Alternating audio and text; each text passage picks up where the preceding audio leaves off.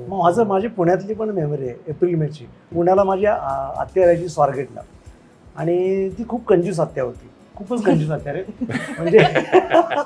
म्हणजे वडिलांची मोठी बहीण होती. सॉरी हा. तर ती काय करायची, मी यायचो स्वारगेटला राहायची, तिकडे जायचो, मग तुळशी बागेत जाणं वगैरे असं असं मी पुण्यात खूप फिरायचो त्यावेळेला. पण ती ना अंड्याचं सांबार करायची, एकच अंड आणि एक अंड 4 भागात करायची आणि आम्हाला चौघांना द्यायची. आणि गावाला कसं कोंबड्या बिंबड्या आपल्याकडे अंडी बिंडी खूप ना.